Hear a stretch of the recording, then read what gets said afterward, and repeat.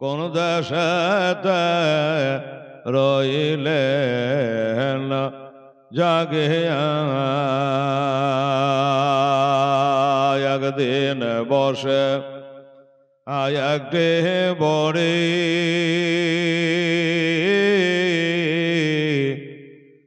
গাঠি লইয়া কাঁদছেন বসে একদিন বসে একটি বড়ে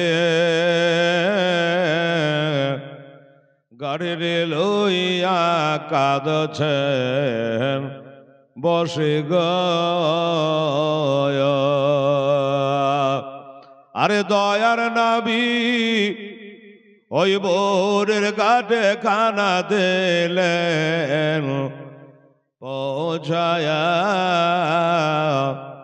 কোন দেশেতে রইলেন জাগিয়া বড়ি বলে ওরে সোনা তোমার নামটে আমায় বলো না বড়ি বলে ওরে সোনা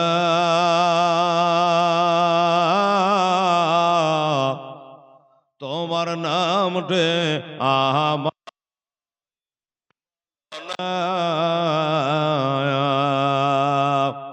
আরে তোমার নামটে না বলিলে সোনা তোমায় আমি ছাড়ব না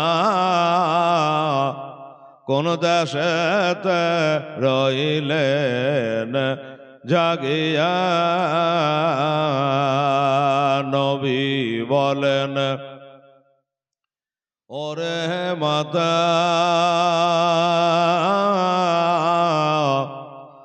যার ভয়ে ভেগে আসলে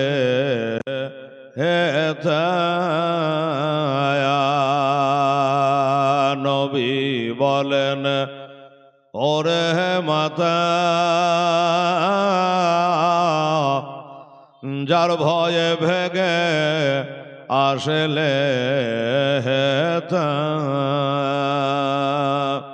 ওরে আমি যে সে দয়ার নবী মাগো নামটে আমার মোস্তফা কোন দেশেতে রইলেন জাগিয়া বড়ি বলে ওরে ছেলে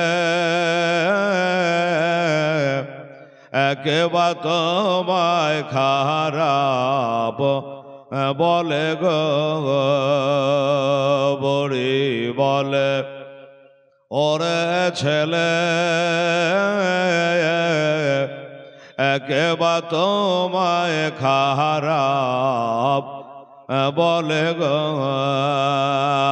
আরে জলদি করে তোমার কলমা সরবে তাও না আমায় পড়ায়া কোন দেশেতে রইলেন জাগিয়া দয়ার নবী গো কেন গেলেন দুনিয়া ছাড়িয়া আরে তোমারে না দেখিলে আমি হেলার ঘরে রইতে পারি না কেন গেলেন দুনিয়া ছাড়িয়া আল্লাহুম্মা সাল্লি আলা সাইয়্যিদিনা মাওলানা মুহাম্মাদ ওয়া আলা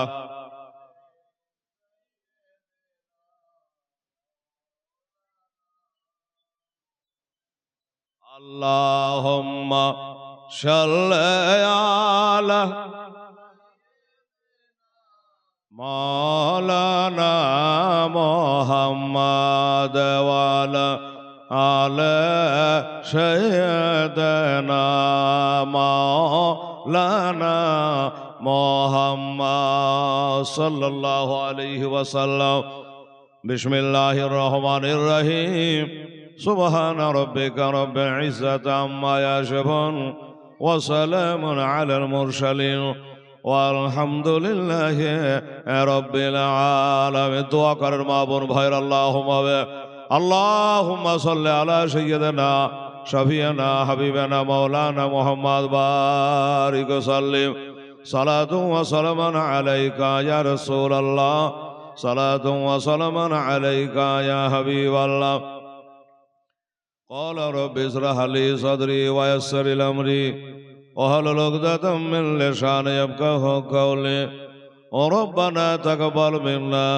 إنك أنت السميع العليم وتب علينا إنك أنت التواب الرحيم وصلى الله تعالى على خير خلقه وأزواجه وذريته وأهل بيته أجمعين برحمتك يا أرحم الراحمين আমির সোম্মামি বাহাকে লা ইলাহা ইল্লাল্লাহ মুহাম্মাদুর রাসূলুল্লাহ আল্লাহুম্মা সাল্লি আলা মাওলানা মুহাম্মাদ ওয়া আলা মাওলানা মুহাম্মদ সাল্লাল্লাহু তাআলা আলাইহি ওয়াসাল্লাম।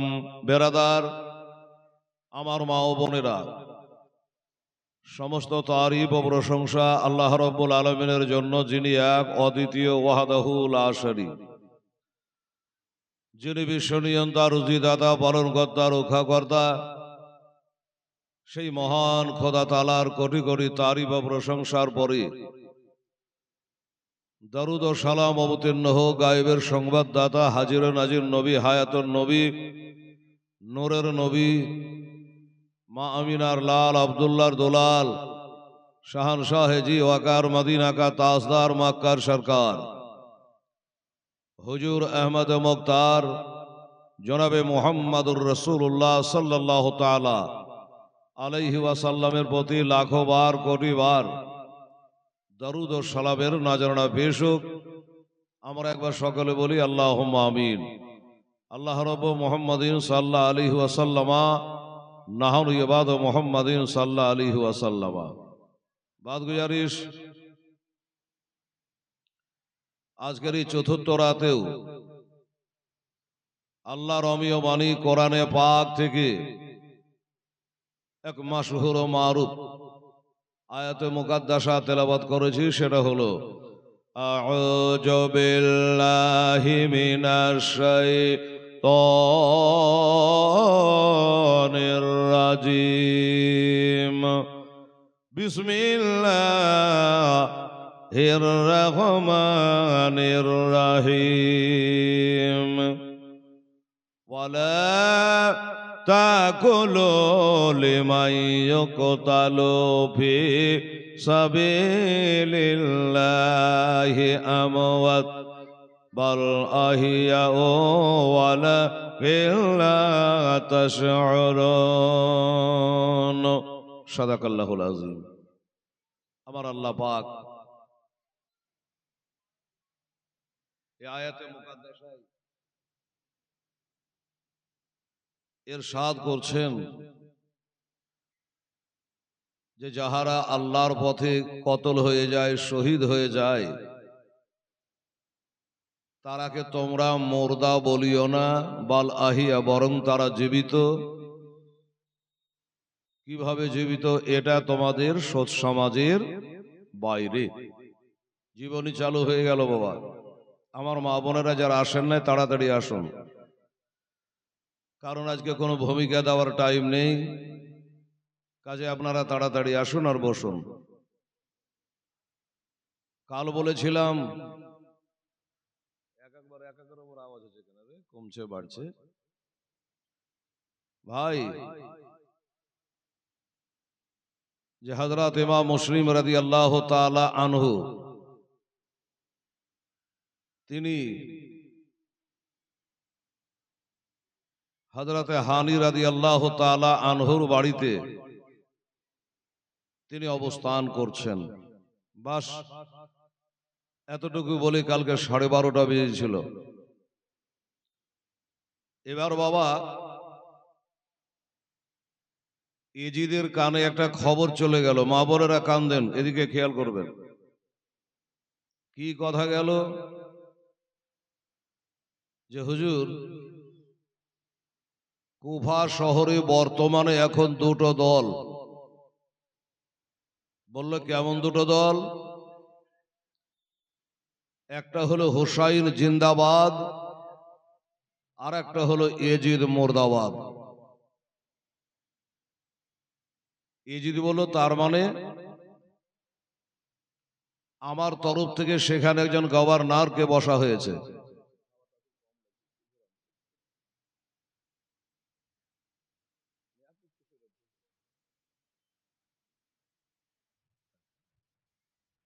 তো আমার যে গভর্নর ওখানে নৌবানবীর বাসিরকে রাখা হয়েছে, সে কি আমার কাজ করে না? কিন্তু বাবা গো, মা বোনেরা, এই নৌমানবীর বাসির লোকটা আশেকে রসুল ছিল, দাওয়ানাই মুস্তাফা ছিল, আমার হুসাইনকে মাননেওয়ালা ছিল। তো এই লোকটা বলে শুনুন, ওই কুফা শহরে ইমাম হুসাইনের একটা চাচার বেটা, চাচাতো ভাই এসেছে, আর দলের দলে মানুষ হুসাইনের নামে তার কাছে বায়াত হচ্ছে। তাই নাকি? বললে হ্যাঁ। উপায় উপায় হলো একটাই হুজুর, ওই যে গভর্নর রেখেছেন নোমান বিন বাশিরকে, ওখান থেকে ওকে সরিয়ে দিয়ে এমন একটা লোককে গদিতে বসান যার দিলে দয়া মায়া নাই, কঠোর পাথর বরাবর দিল, তলোয়ার চালাতে পারে, এই রকম একটা মেজাজি লোককে ওইখানে বসান। এখন এজিদ দেখলো যে কথা তো ঠিকই, কিন্তু কাকে এখন হঠাৎ পাওয়া যায়? তো আমার মা বোনেরা, ভাইরা, হঠাৎ করে মনে পড়ে গেল পাশের শহর বুসরা। ওই বুসরার শহরে একটা লোক আছে, তার নাম হলো ওবায়দুল্লাহ, এর বাপের নাম জিয়াদ। তো এই ইবনে জিয়াদকে যদি ওইখানে ফিট করা যায়, তাহলে সবকে কাবু করে দেবে। হুসাইনের মাননেওয়ালা একটাও থাকবে না, সব আপনার নামে বায়াত হবে। এ বাবা, আমার মা বোনেরা শুনুন, এবার এজিদ একটা চিঠি লিখলো রে বাবা, ওই সে বুসরা শহরে ইবনে জিয়াদের কাছে। বলে, ইবনে জিয়াদ, এই বুসরা শহরটাও আমি তোরাকে দিয়েছি, এবার আরো একটা শহর তোরাকে আমি কুফা শহর দিয়ে দিলাম। যত তাড়াতাড়ি করে পারো ওই কুফা শহরে গিয়ে তুমি ওই নোমান বিন বাশিরকে চেয়ার থেকে নামিয়ে দিয়ে এবার তুমি সেখানকার চেয়ারম্যান হয়ে যাও, গভর্নর হয়ে যাও, এটাই হলো তোমার দায়িত্ব। আর একটা কথা বলে কান করে শোনো, ওইখানে যাওয়ার পরে, গদিতে বসার পরে একটাই তোমার কাম হবে, সেটা হলো এই, ইমাম হোসাইনের চাচার ছেলে, চাচাতো ভাই ইমাম মুসলিম নাকি এই শহরে ঢুকেছে। হাজার হাজার লোক, কম বেশি 40,000 লোককে বায়াত করে নিয়েছে। এই লোকগুলাকে তোমাকে ঘোরাতে হবে, আর যেইভাবে হোক ইমাম মুসলিমকে খুঁজে বার করতে হবে, বার করে আমার নামে তাকে বায়াত করতে হবে। যদি বায়াত হয় তো ভালো, ইমাম মুসলিম যদি অস্বীকার করে দেয় আমি বায়াত হব না, তাহলে তার শিরচ্ছেদ করে দাও, তাকে কতল করে দাও। ইবনে জিয়াদ কে বাবা এই শিখিয়ে পড়িয়ে পাঠিয়ে দেওয়া হলো। ইবনে জিয়াদ তার ভাই আছে, একটা নাম হলো তার ওসমান। যে ওসমানেরই এই এজিদের তরফ থেকে চিঠি এসেছে, এই শহরটা তো আমরাকে দিয়েছে এজিদ, আবার আর একটা শহর আমরাকে দিল, সেটার নাম হলো কুফা শহর। তো ভাই আমি খুব তাড়াহুড়া করে একটু কুফা শহরে চলে গেলাম, আমি যতদিন না আসি এই শহরটা একটু তুই দেখভাল করে চালাবি। বলে ঠিক আছে। এবার কিছু লোকজনের সাথে করে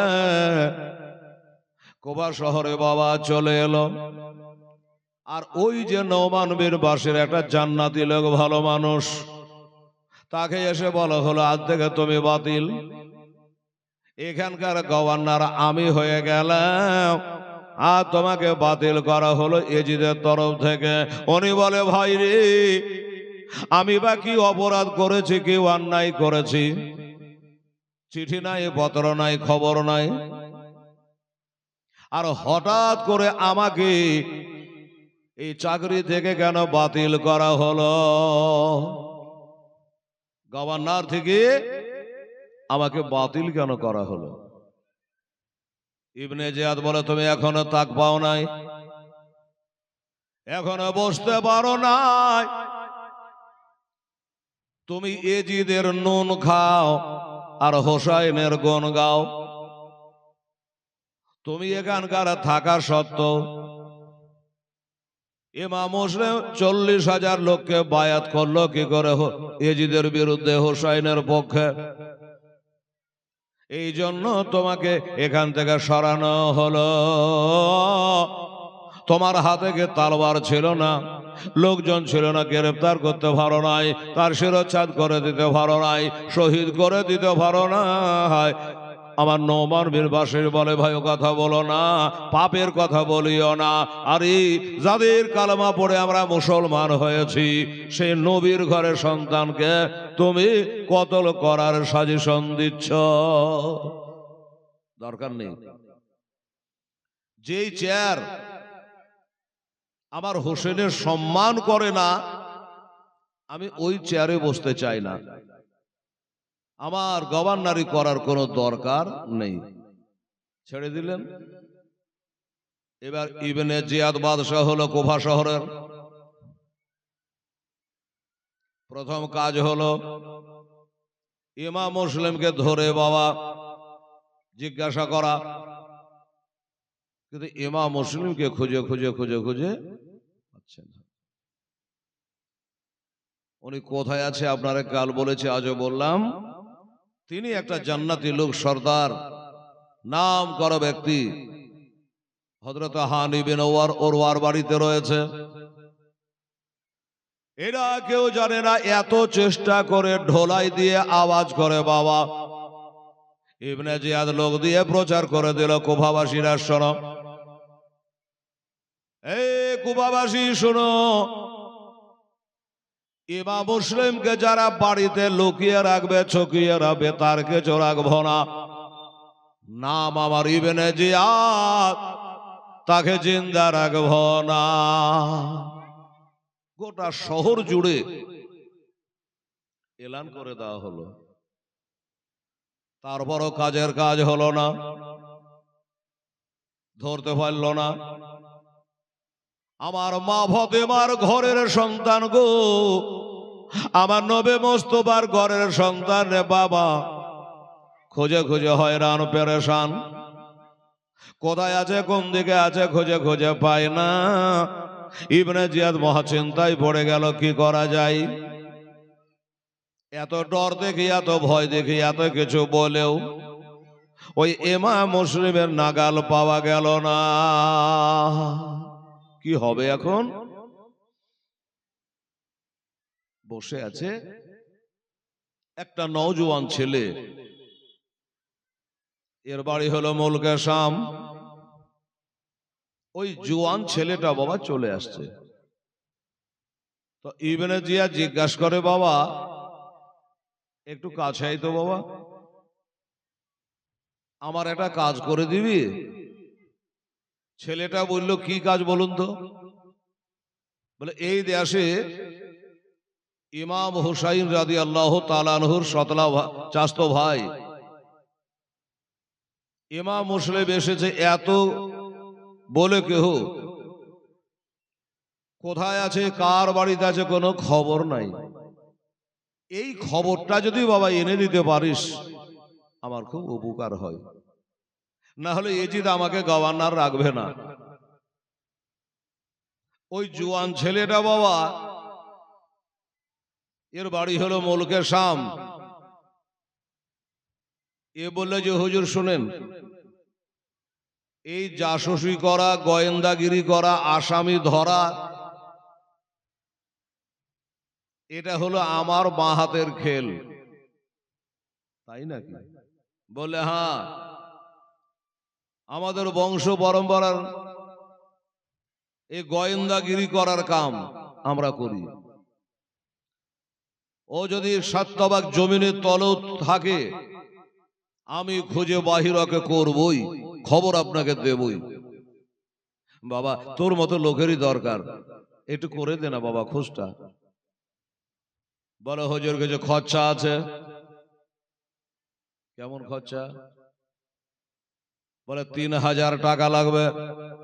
টাকা আমি খাবো না, ওই টাকাটা সাথে করে নিয়ে যাব, আর ওই টাকাটা ইমাম মুসলিমকে দিয়ে তার হাতে আমি বায়াত হব, না হলে ধরা যাবে না। বাদশার কি আর টাকার কমি? 3000 টাকা ওই মুলকের শামের ছেলেটার হাতে দিয়ে দিল। বের হয়ে গেল ইমাম মুসলিমকে খুঁজতে। তো জিজ্ঞাসা করছে ইবনে জিয়াদ, হ্যাঁ রে বাবা, তোর নামটা তো জিজ্ঞাসা করা হইল না। তোকে 3000 টাকা দিলেন, তুই যদি আর না ঘুরে আসিস তো আমার আর কিছু করার নেই, তোর ঠিকানাটা বল। বলে, লিখলেন, বাড়ি হলো মুলকে শাম, আমার নাম হলো মক্কেল গোলাম। লিখে নিল। ঠিক আছে, এবার যা, একটু চেষ্টা করবি যত তাড়াতাড়ি হয়, বলে কোনো টেনশন করবেন না। এই টাকা 3000 টাকা নিয়ে ইমাম মুসলিমকে খোঁজার জন্য বের হয়ে গেল। এখানে ওখানে, দোকানে মাকানে, সব জায়গায় খোঁজে শেষ করে দিল বাবা, সেও পাইল না। আছে তো আছে কোথায়? আপনারা কে বলেছে উনি হযরতে হানি রাদিয়াল্লাহু তাআলা আনহুর বাড়িতে আছে, কিন্তু বাবা রে এই খবরটা কেউ জানে না। এইভাবে খুঁজে বেড়ায়। ছেলেটা বললো যে, আমি বড় বড় কথা তো বলে 3000 টাকা নিয়ে নিলাম, যদি খুঁজে দিতে না পারি, ঠিকানা দিতে না পারি, তাহলে আমারও জান যাবে। কি করা যায়? খুব টেনশনে পড়ে গেছে। তো ওই ছেলেটা একদিন মনে করল, সব জায়গায় তো দেখলাম, আচ্ছা এই কুফার জামে মসজিদটা একবার দেখলে কেমন হয়? খোদার ঘরে তো আর মিথ্যা কথা বলবে না, না হয় কাউকে জিজ্ঞাসা করে নেবো, তাও ভালো। এবার মসজিদে যাওয়া আসা চালু। মসজিদে যায়, নামাজ পড়ে, নামাজ পড়ে না পড়ে, কত জায়গার মানুষ পড়ে, নামাজ পড়ে সব বাড়ি চলে যায়। কিন্তু বাবারে, একটা ব্যক্তি মসজিদের এক কর্নারে বসে বাবা সে আল্লাহর ইবাদত করছে, তাসবিহ তাহলিল করছে। মুআজ্জাজ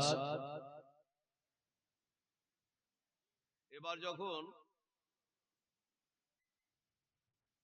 ওইখানে আল্লাহ বিল্লাহ করছে, মনে করে যে এই লোকটাকে জিজ্ঞাসা করা দরকার। কি জিজ্ঞাসা করা? যে এই গ্রামে ইমাম মুসলিম কার বাড়িতে আছে, ওই লোকটাকে জিজ্ঞাসা করবো। আশা করি হাতে তসবিহ নিয়ে মসজিদ ঘরে মিথ্যা বলবে না। সবাই তো চলে গেল, দেখি এক পা দুপা করে যায়, গিয়ে পাঁজরে বলে বসে বলে, চাচা তসবিহ গন্তে গন্তে বলছে, কি হলো রে বাছা? বলে, চাচা গো, আমার বাড়ি অনেক দূর মুলকের শাম, আমি একজন গুনহাগার পাপী গো চাচা, আসমানের নিচে জমিনের উপরে আমার মতো গুনহাগার আর কেউ নাই,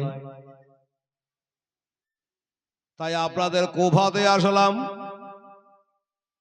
খবর পেলাম এই দেশে আমার নবীর ঘরের একটা আওলাদ, মা ফতেমার ঘরের একটা সন্তান ইমাম মুসলিম রাদিয়াল্লাহু তাআলা আনহু নাকি এসেছে। কোথায় আছে, কার বাড়িতে আছে, খুঁজে খুঁজে পাচ্ছে না গো চাচা, একটু দয়া করে বলে দেন। লোকটা বললে, বাবা তোকে বলে দিব না, দেবে সে আমার ব্যাপার। শোন, মসজিদে মেলা লোক নামাজ পড়লো, আর ওই নামাজ পড়ে বাহারুর করে সব বেরিয়ে চলে গেল। ওরাকে জিজ্ঞাসা করলি না, আমাকে নিয়ে টানাটানি। ওরাকে জিজ্ঞাসা না করে আমাকে জিজ্ঞাসা করছিস কেন? এই ছেলেটা ভাবছে বেটা তো বলবে না, লাগছে যা মেজাজ। তবে আমার একটা জিনিস জানা আছে, সেটা কি, যে কুফা শহরের মানুষেরা খুব পদের লোভী, খুব পদের লোভী। দোস্ত বুজুর্গ, তাই ওকে একটু টুপি পরাচ্ছে যে চাচা শুনুন, অনেক লোক নামাজ পড়লো ঠিক আছে, চলে গেল, আপনি বসে আল্লাহ আল্লাহ করছেন। আমি একটু লক্ষ্য করলাম চাচা গো, যে আপনার মতো বড় নামাজি পরহেজগার আমার নজরে পড়ল না। এই লোকটা দেখছি আমাকে যখন এত বড় করছে, বলতেই হবে। তাছাড়া আপনার চেহারাতে বলছে চাচা, আপনি আলে রসুলকে, আমার নবীর বংশধরকে আপনার মতো ভালো কেউ বাসে না। এইসব দেখে আপনাকে জিজ্ঞাসা করলাম, এর জানা থাকলে বলেন। আর যেই বলেছে বাবা, ওই পদের লোভী লোকটা বলল, তাই তো আমাকে বড় নামাজি বলল, পরহেজগার বলল, এত যখন বড় করলে তো বলেই দি। বলে, বাবা শোন, ইমাম মুসলিম কার বাড়িতে আছোটা আমার ভালো করে জানা। মক্কেল গোলাম বলছে, হায় রে কুফার মানুষ, তোকে একটু বড় করেছি আর তোর মনটা গলে গেল, বলার লেগে রেডি হয়ে গেলি। আচ্ছা চলো বাবা, কার বাড়িতে আছে দেখো, বলে কাম নয়, আমি স্বয়ং তোর সাথে সাথে গিয়ে ওই বাড়ির গেটে পৌঁছে দেব বাবা। এত যখন আমাকে বড় করলি, সম্মান করলি, এবার নিয়ে গিয়ে বাবা বাড়ির গেটে পৌঁছাইয়া দিয়ে বলল, বাবা রে, এই বাড়ি বলার নাম হযরত হানি রাদিয়াল্লাহু তাআলা আনহু। দরওয়াজা খাটকাটা, বাড়িওয়ালা বের হয়ে আসবে, তুমি যেভাবে পারো কথা বলো, ভিতরে যাও, আমার ডিউটি শেষ, আমি চলে গেলাম বাবা। ঠিক আছে যান। ও তো আমরা চলে গেল তসবিহ হাতে করে। আরবিতে বাবুর মানে দরজা। ওই দরজায় বাবা যখন খাটখাট করে বাড়ি দেয়, বাড়িওয়ালা হযরত হানি রাদিয়াল্লাহু তাআলা আনহু বলে, সমাতে আবার কে এলো দেখি। দরজা খুলে দেখছেন, বাবা গো, এই ছেলেটাকে তো কোনোদিন কোথাও আমি বাজারে হাটে দেখে নাই, কোথায় যে বাড়ি, কি যে খবর। এই বাবা, কারে চাই, কি জন্য দরওয়াজা খাটখাটাচ্ছ? বলে হুজুর আপনার নাম হযরত হানি? বললে হ্যাঁ। শুনতে পেলাম হুজুর আপনার বাড়িতে নবী ঘরের একটা সন্তান আছে ইমাম মুসলিম, তার নাম? যদি আছে চাচা অস্বীকার করবেন না, আমান করবেন না, মিথ্যা বলবেন না। আমি মানুষটা খারাপ না, আমি বড় গুনাহগার। হাজার হলো নবী ঘরের সন্তান, আমি তার হাতে হাত দিয়ে তওবা করব, বায়াত হব। বিশ্বাস করে এই দেখেন আমার কাছে 3000 টাকা আছে, ওই যে ইবনে জিয়াদ দিয়েছিল। এই টাকা 3000 ওনাকে দেব আর ওনার হাতে হাত দেব। এই জন্য খুঁজে খুঁজে কোনো মতে পাই না, লোক মুখে জানলাম আপনার বাড়িতে আছে। আচ্ছা বলুন তো এবার অবিশ্বাস কি করে করা যায়? এই যে ধরতে এসেছে এই যে গোয়েন্দা, এই যে সিআইডি, গায়ে তো আর লেখা নাই। এবার তার কথাই বাবা মজে গিয়ে, তার কথাই ভুলে গিয়ে দরজা খুলে দিল। আমার হুজুর ইমাম মুসলিম যে ঘরখানে বসে আছে রে আমার মায়েরা, ওই ঘরে বাবা পৌঁছায় দিল। এবার বসে চোখের পানি ঝরাইয়া অভিনয় চালু করেছে বাবা। আর ওই টাকা 3000 বার করে সামনে দিল, হুজুর নেন, আমি বড় গুনাহগার, আপনার কাছে তওবা করার জন্য এসেছে হুজুর, আমাকে মুরিদ করলেন। মুরিদ তো করে নিল। এবার মুরিদ করে নিয়াম,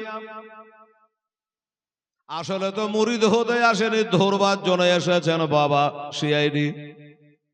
ডানে দেখে বামে দেখে আগে পিছে দেখে, সব কিছু যখন দেখা হয়ে গেল এবার বলে হুজুর আমাকে ছুটি দেন। আপনারা যেমন পীর সাহেবকে বলেন হুজুর বাড়ি যাব, ছুটি দেন। উনি বলল হুজুর আবার আসবো, দেখা হবে, আমাকে ছুটি দেন, এখন আমি যাই। আচ্ছা ঠিক আছে বাবা যা, আবার এসো। মনে মনে বলছে আর আসবো, আমার কাজ তো হয়ে গেছে। বাড়ি আলাকে চিনে নিলাম, নাম জেনে নিলাম, তুমি কোন ঘরে আছো তাও দেখে নিলাম। এই বদমাস ছেলেটা বাবা ইবনে জিয়াদের কাছে গিয়ে বলে দিল হুজুর গো, ও বাদশাহ নামদার শুনুন, আমি যেমন বলেছি তেমনি কাজ করেছি। ওই ইমাম হোসেন এ দেশের মধ্যে আছে একটা বাড়িতে, যেই বাড়িওয়ালার নাম হযরত হানি রাদিয়াল্লাহু তাআলা আনহু। আমি নিজের চোখে তার বাড়িতে মোলাকাত করে আসলাম। আর আপনি যে ওই 3000 টাকা দিয়েছিলেন আমি সেটাও তাকে দিয়ে এসেছে। তা হুজুর তাহলে আমার কাজ শেষ? আমার কাজ ছিল খালি কোথায় আছে কার বাড়িতে আছে বলা, বলে দিলাম। এবার আমার ডিউটি শেষ, আমি একটু বাড়ি যাই। ইবনে জিয়াদ বলে তোর বাড়ি যাওয়া হবে না। কেন? আমার ডিউটি হয়ে গেল, বাড়ি যাওয়া হবে না কেন? বলো তোর কাজ আছে, আমার বাড়িতে খাওয়া দাওয়া কর আর পাশের ঘরে আরাম কর, তোর কাজ আছে। ছেলে বলে আমার কাজ আছে, আমি তো কাজ কিছু খুঁজে পাচ্ছি না, কি কাজ আছে? আচ্ছা দেখা যাক, খাওয়া দাওয়া করে থাকে। কিন্তু যেই বাড়িতে ইমাম মুসলিম আছে বাবা, ওই হানি রাদিয়াল্লাহু তাআলা আনহু, ওই হানির সঙ্গে কিন্তু আগের রিশতা ইবনে জিয়াদের ছিল, জানতো। তো বলি যে আমার তো পুরাতন বন্ধু, জানাশোনা লোক, নিশ্চয়ই আমার ক্ষতি করবে না। হানিকে ডেকে পাঠালো। ইবনে জিয়াদ একটা বাদশা ডাকলে যেতেই হবে, গেলেন। তুমি সে হানি? বলে হ্যাঁ। আচ্ছা একটা কথা তোমাকে জিজ্ঞাসা করি। বলে কি কথা? বলে এই কুফা শহরের আমি যে হাকিম হয়েছে, গভর্নর হয়েছে, তুমি জানো? বলে জানি। আমি যে এলান করেছি ইমাম মুসলিমকে যারা লুকিয়ে রাখবে, ছবিয়ে রাখবে, বাড়িতে রাখবে, আমি তার বাড়ি ঘর কিছু রাখবো না, তাকে জিন্দা রাখবো না, তুমি শুনেছো? বলে শুনেছি। শুনেছো? এগুলো শুনেছো? বলে হ্যাঁ। এগুলা শোনার পরে, জানার পরে তোমার বাড়িতে ওই ইমাম মুসলিম লুকিয়ে আছে, তার মানে কি? তোমার বাড়িতে কেন ইমাম মুসলিম আছে জবাব দাও। হানি বলছে ব্যাপার কি? আমার বাড়িতে আছে, আমি জানি, আমার খোদা জানে, বাকি লোক কেউ জানে না। ই জানলো কি করে? না আমাকে হাবকি মেরে চালাকি করে আমার পেটের কথা লিখছে তা জানি না। আমি সহজে রাজি হব না, আমি স্বীকার করব না যে আমার বাড়িতে আছে। তো হযরত হানি বলছে, এ বাদশাহ নামদার শুনুন, আমার বাড়িতে ইমাম মুসলিম আছে, আপনার কাছে কোনো প্রমাণ? কার মুখে শুনেছেন? কে বলেছে? প্রমাণ আছে আপনার কাছে? প্রমাণ লিবি বলে, হ্যাঁ ওই যে গোলামটাকে বাবা পাশের ঘরে রাখা হয়েছে, ওকে ডাকলো, এ মক্কেল এদিকে আয়। হানি বলছে মক্কেল আবার কে রে বাবা? চলে আসলো। ইবনে জিয়াদ বলছে, দেখো কালকে দুপুর বেলায় এই লোকটা তোমার গেটে গেছিল, তুমি দরজা খুলে দিয়েছিলা? তোমার বাড়ি গেছিল? এত বড় কি আর ডাহা মিথ্যা কথা বলা যায় চোখে চোখে তাকিয়ে? একেই তো কালকে দরজা খুলে দিয়েছিলাম, হুজুর যেই ঘরে আছে সেই ঘরে তাকে ঢুকিয়েছিলাম। আহারে, আগে যদি জানতা তুই সিআইডি ছিলি রে, ওই আমার বাড়ির কথা এখানে এসে তুই বলবি, তোকে বাড়িতে ঢুকতে দিতাম না রে। এবার চোখে চোখে তাকিয়ে বাবা মিথ্যা বলা আর গেল না। তখন হানি বলে, দেখুন ইমাম মুসলিম রাদিয়াল্লাহু তাআলা আনহু আমার বাড়িতে আছে, এটা কথা সত্য, কিন্তু আমি ওনাকে দাওয়াত করে জিয়াভত দিয়ে আনিনি। ও ছিল মুক্তার সাকাফির বাড়িতে, রাতের বেলায় এসে আমার বাড়িতে আশ্রয় নিয়েছে। হাজার হলো নবী ঘরের ছেলে, আমি একটু জায়গা দিয়েছি, নাই করি অন্যায় করেছি করি, আমি ওকে জায়গা দিয়েছি। যাক, যদি আমার অন্যায় হয় আমাকে একটু সময় দেন বাদশাহ নামদার, আমি বাড়ি যাই। বাড়ি যাওয়ার পরে ওনাকে আমার বাড়ি থেকে বিদায় করে দেব, আর তো কিছু বলার নেই। ইবনে জিয়াদ বলে, তোর বাড়ি আর যাওয়া হবে না। মারতে আরম্ভ করলো, অথচ পিছলে বন্ধুও ছিল বাবা, একটা মহব্বত ছিল, সব বাদ দিয়ে একদম লহুলাহান করে দিয়েছে, রক্তাক্ত করে দিয়েছে, মেরে মেরে রে বাবা। এবার লাস্টে তাকে একটা অন্ধকার জেলের মধ্যে ভরে দেওয়া হলো হানিকে। মা বোনেরা কিছু বুঝছেন কি? হানি কি করেছিল? ওই যে ইমাম মুসলিমকে বাড়িতে থাকতে দিয়েছিল, তাই অপরাধ মনে করে ওকে জেলে ভরা হলো।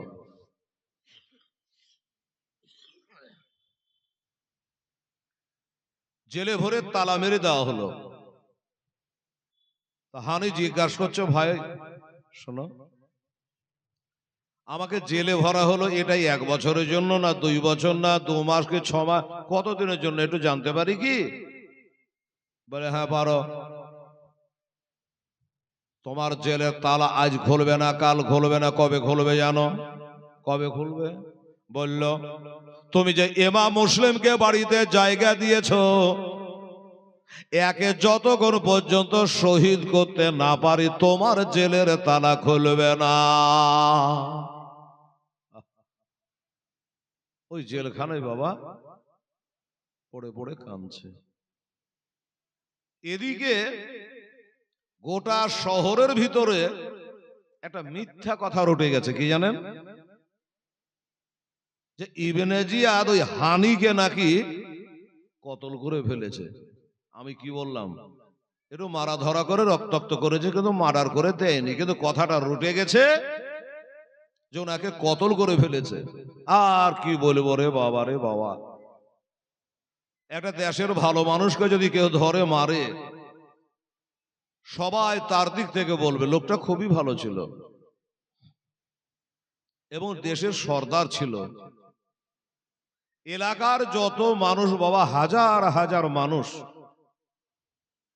মিছিল বাহির করলো, চল ইবনে জিয়াদের রাজধানী ঘেরাও করব। আমাদের দেশের একটা পরহেজগার ব্যক্তি, গণ্যমান্য ব্যক্তি, নাম করা ব্যক্তি, তাকে কতল করলো কেন আর জবাব আমরাকে দিতে হবে, না হলে ইবনে জিয়াদ তোকে গদি ছাড়তে হবে। হাজার হাজার লোক মিছিলে চলে গেল। ইবনে জিয়াদ বললে তো বড় মুশকিলে বনুরে বাবা, এত লোক, সবারই একটাই বলে আমরাকে জবাব দিতে হবে করে। তার উজিরকে বলে, এই শোন, এরা মিছিলে কি বলছে শুন তো ভালো করে কান দিয়ে, কি দিতে হবে বলছে। উজির কান দিয়ে শুনে বললে, হুজুর ওরা যা চাইছে আপনার দিতে পারবেন আপনি। কি বলছে? ওরা বলছে আপনি নাকি ওই হানিকে কতল করে ফেলেছেন, তার জবাব চাইছে, কিন্তু আপনি তো কতল করেননি, জেলে ভরে রেখেছেন। আচ্ছা, এই জবাব চাইছে বলে, হ্যাঁ ঠিক আছে আসতে দাও। মিছিল চলে আসলো, কাছাকাছি হলো। ইবনে জিয়াদ চিৎকার মেরে বলে, শোনো এ মিছিল ওয়ালারা, কান করে শোনো, আর হই হই করতে হবে না, বন্ধ করো তোমাদের মিছিল। কে তোমরাকে বলেছে আমি হানিকে কতল করে ফেলেছি?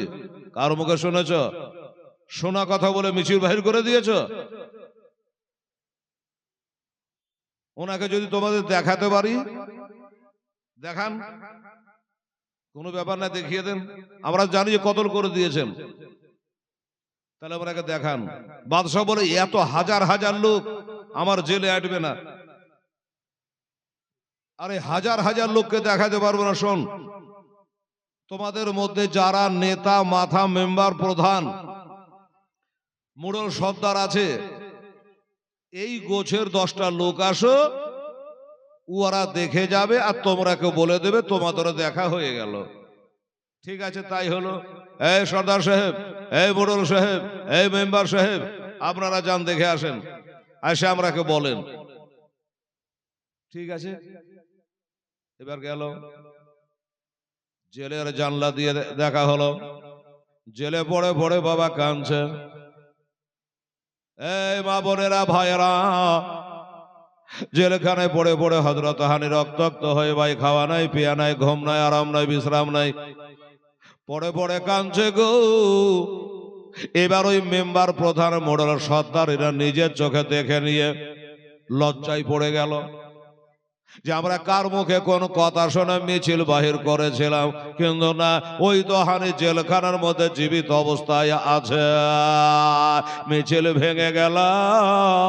এরা কেমন দেশের মানুষ একটু বোঝেন তো বাবা। এরা হাজার হাজার লোক মিছিল করে আসলো দরদি দেখিয়ে হানির জন্য, কিন্তু বাবা একটা লোক বলল না আজকে জামিন করে তাকে আমরা জেল থেকে ছাড়িয়ে বাড়ি নিয়ে যাব, নইলে যাব না, এই কথা কেউ বলল না। এবার মিছিল ছত্রভঙ্গ হয়ে গেল। এবার যেদিকে যাবার সব চলে গেল মিছিল, সে ওই দিকে বাবা মাগরিবের আজান হলো ওই কোভার জামে মসজিদে, মাগরিবের আজান হলো। এখন ইমাম মুসলিম বলল, পাড়াতে লোকজন এত কম কেন? একজন বলল, হুজুর সব মিছিলে চলে গেছে, কেউ নাই। আচ্ছা, ওই যে আপনাকে থাকতে দিয়েছিল না যে লোকটা, ওই লোকটাকে মার্ডার করে দিয়েছে নাকি, তাই সব মিছিল করে গেছে, তাই পাড়াতে লোকজন অত নাই। যাই, মাগরিবের নামাজের আজান হলো, একটু জামাতের নামাজটা পড়ে আসি, লোক কম হোক আর বেশি হোক, মাগরিবের নামাজ পড়তে গেলেন, শহরের লোকজন নাই। তাও হলো কত? কিতাবে লিখছে প্রায় কম বেশি 500 জন মানুষ। মিছিলে যাওয়ার পরও 500 জন মানুষ আমার ইমাম মুসলিমের পিছনে ইক্তেদা করে মাগরিবের নামাজে দাঁড়িয়ে গেল। মাগরিবের নামাজ মুকিমের জন্য 3, মুসাফিরের জন্য 3, ছেলেদের জন্য 3, মেয়েদের জন্য 3 রাকাত ফরজ। এবার মাগরিবের নামাজ 3 রাকাত পড়ে নি, আসসালামু আলাইকুম রাহমাতুল্লাহ, আসসালামু আলাইকুম রাহমাতুল্লাহ। এবার সালাম ফিরে দোয়া করবে রে বাবা, ইমামের আগে দেখেন একটু ঘুরে বসে। এবার ঘুরে যদি বসতেছে, ওই 500টা মানুষের মধ্যে বাবা 5টা মানুষও নাই, একটা মানুষের সব পালিয়ে গেছে। ইমাম মুসলিম বলে, ব্যাপার কি? আমার 40,000 লোকই বা কোথায় গেল? আর 500 জনা মানুষ নামাজ পড়ছিল, তারাই বা কোথায় গেল? এরা মাটির তলে ঢুকে গেল না আসমানে উঠে গেল? কোথায় চলে গেল? কারে জিজ্ঞাসা করব, কে বলবে? মা বোনের আগো এবার তাকিয়ে দেখছে যেখান করে মানব মসজিদে অজু করে, ওই অজুখানাতে পানির হাউজের কাছে একটা ছেলে বসে আছে, একটা লোক বসে বসে অজু করছে, আর বাবা ইমাম মুসলিমের দিকে তাকাচ্ছে। তো ইমাম মুসলিম মনে করলেন, কপালে যাই হোক, ওই লোকটাকে একটু জিজ্ঞাসা করব যে ভাই তুই কি কিছু জানিস? এই যে 500টা লোক আবার পিছিয়ে নামাজ পড়তে দাঁড়াইলো, এবার সালাম ফিরিয়ে তুই ছাড়া আর কেহ নাই, তা এরা গেল কোথায়? ছেলেটা বলছে, হুজুর আপনি যখন কেরাত করেন, নামাজ পড়েন, রাস্তা দিয়ে একজন এলান করছিল আর বলছিল যে ইমাম মুসলিমকে যারা বাড়িতে থাকতে দেবে, আশ্রয় দেবে, তার ডিহিতে ঘুঘু চড়াবে, তাকে মার্ডার করে ফেলবে, তাকে জিন্দা রাখবে না। এইভাবে রাস্তা দিয়ে বলতে বলতে যাচ্ছিল। আপনি ওদিকে কেরাত করছে, আপনার কেরাত শোনা বাদ দিয়া ওইদিকে তাদের কান চলে যায়। কে জানি এবার যদি মাগরিবের নামাজ শেষ করি, তাইলে হয়তো নামাজ পড়ে ওদের ধারণা আমার বাড়ি যেতে চাইবে, ও বলবে আমার বাড়ি তোমার বাড়িতে থাকতে দাও। এই বলে যদি জায়গা চায়, তাহলে জায়গা দিলে আমার বাড়ি ঘর কিছু রাখবে না, আমাকেও জিন্দা রাখবে না। এই ভয়ে সবাই পালিয়ে গেছে। হুজুর তুমি পালাওনি কেন? বলে, হুজুর জামাত ফেল, আমার দেরি হয়ে গেছে হুজুর বাড়ি হানে আসতে, আমার জামাত ফেল। হয়তো ভাবছে যে সবাই তো পালিয়ে গেছে, এই লোকটা, এই ছেলেটাই মনে হয় আমাকে খুব ভালোবাসে, ওর লেগে মনে হয় লক করে বসে আছে, আর বাকি পালিয়ে গেছে। ওই যে বক্তারা বকে না, মাঝে মধ্যে একটা আউট কথা বলে যে কোন মৌলবী রে বেটি রে, কোন মৌলানা বলে ওয়াজ করে, তো চেয়ারে বসে গিয়ে চোখ বন্ধ করে 3 ঘন্টা না পুজলে চোখ খুলবে না। তো 3 ঘন্টা পরে ওই বক্তা চোখ খুলে দেখছে, তো বাবা একটা লোকও নাই, সব চলে গেছে, কেবল বসে আছে তো এক বুড়ি, ওই বুড়ি লোক করে বসে আছে। তো বক্তা বললে যে যাক, সবাই চলে গেছে, যাক, আমার ওয়াজ যদি বুঝে, এই বুড়ি বুঝেছে, না হলে তো ও চলে যেত। আল্লাহ তোকে জান্নাত দেখ। মা, তুই আমার জালসাটা ভালোই বুঝেছিস, আর তুই একলাই বসে আছিস। তো বুড়ি কি বলছে জানেন? যে বেটা তোর জালসার লেগে আমি বসে নাই, তোর দোয়ার লেগাও তাকিয়া নাই, তো বসে আছো কেন? বলছে, হুজুর গো মৌলানা, আপনি চোখও খোলে না, বলতেও পারি না, ওই যে লাল মতো চেয়ারখানা আপনি বসে জালসা করছেন, ওই চেয়ারখানা আমারই,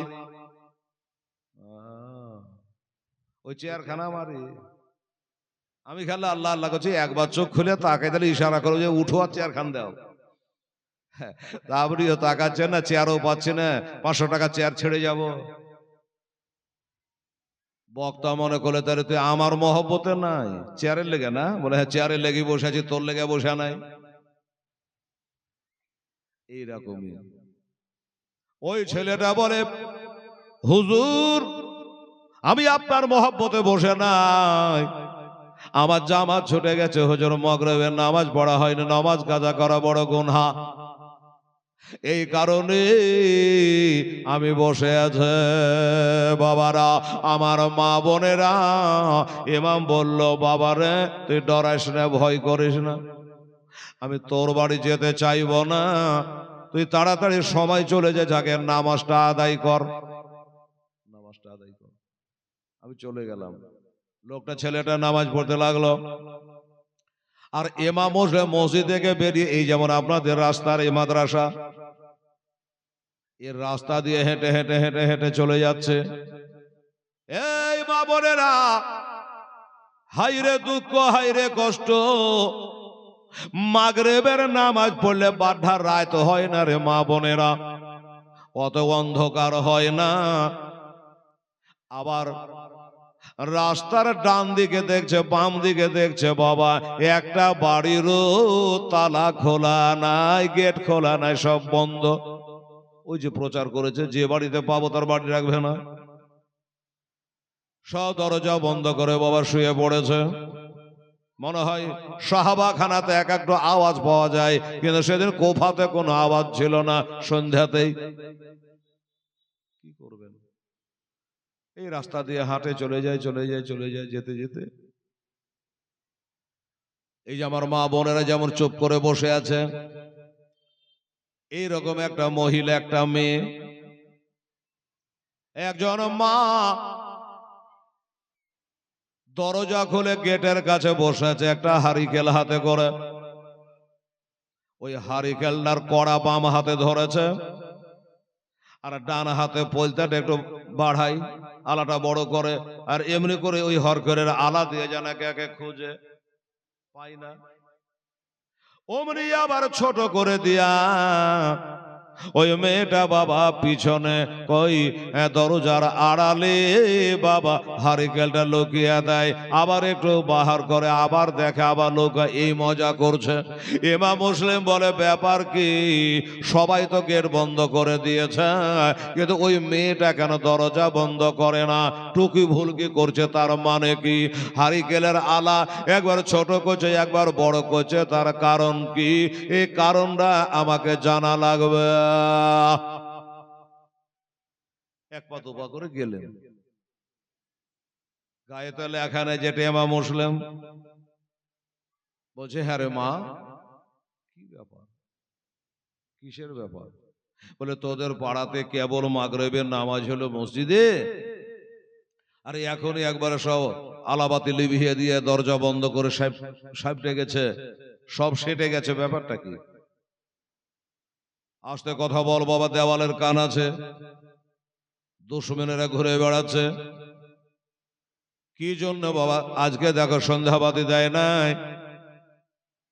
ওই ইমাম মুসলিম রাদিয়াল্লাহু তাআলার নামে একটা মা ফাতেমার ঘরের ছেলে, আমার নবী বংশের একটা ছেলে নাকি এই দেশে এসেছে। ওই ছেলেটাকে যারা বাড়িতে থাকতে দেবে তার বাড়ি ঘর কিছু রাখবে না, এখনই এলান হয়ে গেল, এখানে প্রচার করে গেল, এই কারণে সব দরজা বন্ধ করে দিয়েছে। উনি নাকি মসজিদে নামাজ পড়তে গেছে, এখনই আসবে।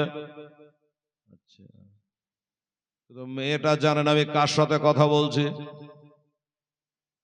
এটাই যাই ইমাম মুসলিম, এটা মেয়েটা জানে না রে বাবা। যাই হোক, তো ইমাম জিজ্ঞাসা করছে, মা, মা গো, সবাই জানের ভয়ে বাড়ি ঘর বাঁচাবার লেগে, জান বাঁচাবার লেগে সবাই দরজা বন্ধ করে দিয়েছে, আর তুমি কেন খুলে রেখেছো? তোমার মরণের ডর নাই? কেন দরজা খুলে বসে আছো? আর এমনি করে হরকেলের আলা দিয়া কি খুঁজছিলে? বলছে, বাবা শোনো, আমিও দরজা বন্ধ করে দিতাম, হারিকেলটা ফু দিয়ে লিভিয়ে দিতাম, পারলাম না রে বাবা। কেন পারলে না? বলে, বাবা আমার কত সাধনা করে, কত মানত মেনে, কত ইবাদত করে আল্লাহর কাছে একটা বেটা চেয়ে নিয়েছিলাম বাবা। আমার ওই বেটার নাম রেখেছে আদর করে বেলাল। ওই সে বেলাল ইবনে জিয়াদের দরবারে চাকরি করে বাবা। বেলা 4টাতে বাড়ি চলে আসে ডেলি আমার বেটা। আর আজকে যে আমার বেটার কি হলো জানি না, এতটা বেলা হয়ে গেল এখনো বেটা বাড়ি আসলো না। তাই বড় চিন্তায় পড়েছি বাবা, এ হাত কাটলো দরদ, এ হাত কাটলো দরদ। বাবা গো, যদি দরজা বন্ধ করে দিই আমার বেটা বাড়ি ঢুকতে পারবে না। এই জন্য বসে আছি। আচ্ছা, বুঝে গেলাম মা। তাহলে তোমার বেটা আসতে গেলে তুমিও দরজা বন্ধ করবা। বলে হ্যাঁ ঠিক আছে। মারে একটা কথা বলবো। কি কথা বলো? আমাকে খুব পিয়াসা লেগেছে মা, আল্লাহ তোর ভালো করবে, আমাকে একটু পানি পান করাতে পারবি মা? মেয়েটা চিন্তা করলে এখানে মাগরিবের নামাজ পড়ে ওঠুন, আর বেচারা পানি চাইছে। এই ছেলেটা হিন্দু না মুসলমান, ইহুদি না নাসারা, ওইসব জানার আমার দরকার নাই। আমার কাছে হাত পেতে একটু পানি চাইছে, যার অপার নাম হলো জীবন, পানি ছাড়া প্রাণ বাঁচে না। আমি না বলবো কি করে?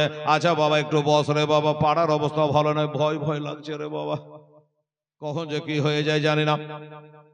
তুমি বসো, আমি যাই। পানিতে লিয়া নাই, রান্না ঘরে গেল, একটা লোটাই করে বাবা 1 লোটা ঠান্ডা পানি ঢেলে এনে বাবা দিল, যে লে বাবা পান করে লে। লোটাটা নিল, বিসমিল্লাহ বলে বাবা মুখে লাগাইলো, পান করে নিল, লোটাটা ঘুরিয়ে দিল। মা এলা তোমার লোটা, তুমি ঘুরিয়ে লাও মা, পানি পান করেছি, আমার আত্মা ঠান্ডা করে দিয়েছে মা, কালে হাসরে তোর আত্মা ঠান্ডা হবে। মেয়েটা লোটাটাকে নিয়ে ওই রান্নাঘরে আবার থুয়ে, তো লোটা নিয়ে আসছে, তো উনি বসেই আছে। মেয়েটা বলছে ব্যাপার কি রে বাবা, মতলব কি? পানি চাহালি পানি দিন, তোর পানি পান করা হলো, আমি লোটাটা রেখে চলে আসলো, তুই এখনো যে বসে থেকে গেলি, বাড়ি যা। আসলে কি বাড়ি ওই দেশ ওনারা আছে তাই বাড়ি যাবে? আর বাড়ি যদি থাকবে তোর কাছে পানি চেয়ে খাবে কেন? আপনারাই বলেন। বলে মারে পানি তো পান করালি মা, কাল হাউজে কাউসারে পানি দিয়ে তোর আত্মা ঠান্ডা করে দেবো মা। মা কাল হাসরে 120টা কাতার হবে গো মা, কোন জায়গায় কে থাকবে জানি না। তোমার একটা কথা খালি তোমাকে জিজ্ঞাসা করবো, মা তোমার নাম কি? মা গো তোমার নাম কি? মেয়েটা বলছে আমাকে বেলালের মা বলে ডাকবা। 120টা হাসরে মাঠে কাতার হবে, কোটি কোটি মানুষ থাকবে এক এক কাতারে। না রে মা, বেলালের মা বলে ডাকা যাবে না। কেন? হাজার হাজার বেলাল দুনিয়াতে আছে, আছে কিনা বাবা? না, আমি একলাই হেলাল আছে, আর দুনিয়াতে নাই। হাজার হাজার বেলাল আছে। বেলালের মা যখন বলে ডাকবে, সব বেলালের মা এসে হাজির। এটাও তো ঠিক।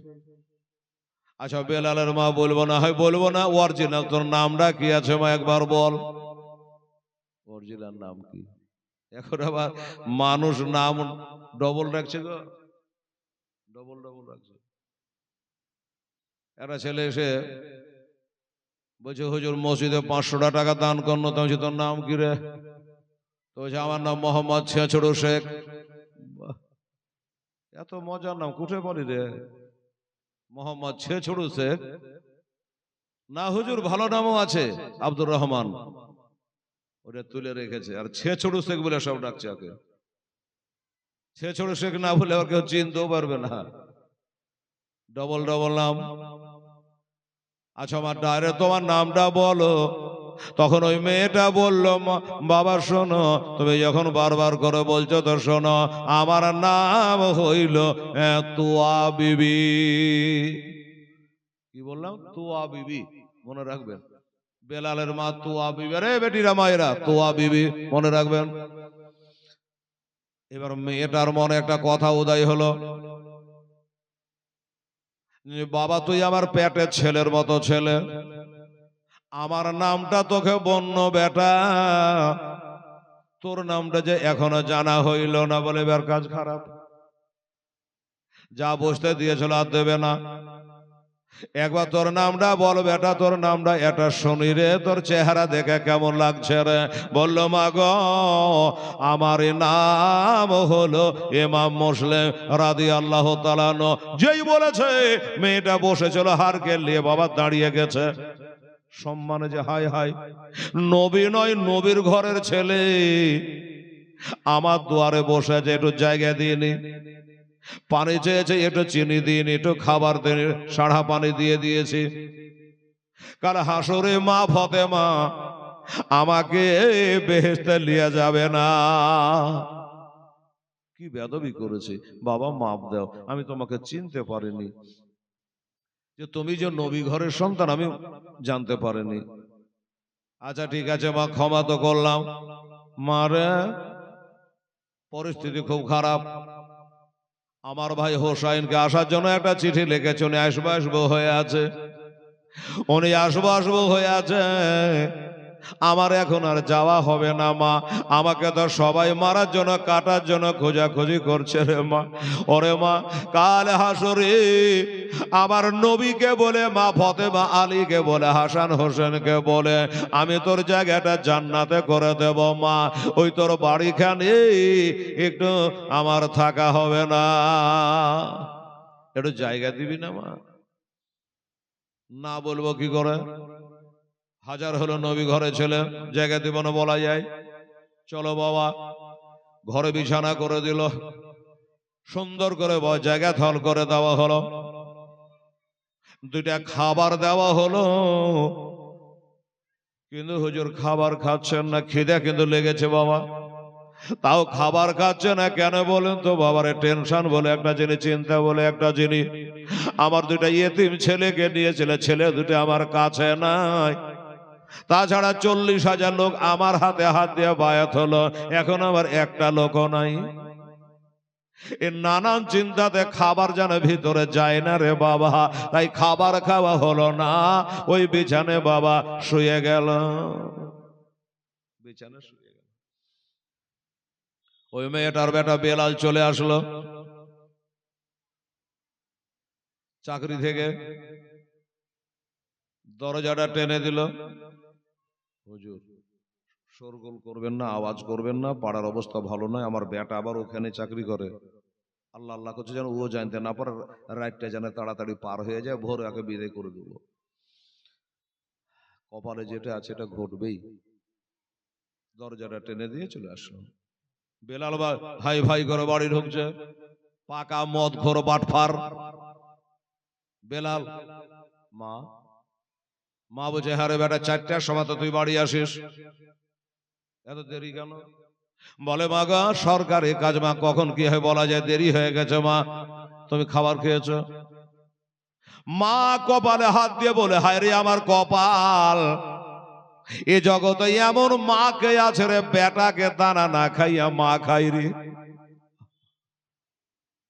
তার মানে বোঝা গেল মা তুমি আমার মহব্বতে খাবার খাওনি, বললো না চলো মা খাবার খাও, মা খেলো, বাবা ছেলে খেলো, ছেলে গেল ছেলের ঘরে, মা গেল মার ঘরে, কিন্তু বাবা গো এই মা বোনেরা, ওই জান্নাতে মেয়েটা সেই তুয়া বিবি রাতের বেলাতে বাড়ির আঙিনায় এখানে ঘোরাফেরা করে, ঘোরাফেরা করে কেন? যে আমার ঘরে নবী ঘরের সন্তান আছে, রাত বেরিয়াতে পানি টানি দরকার হবে, এটা হবে মেহমান, এই কারণে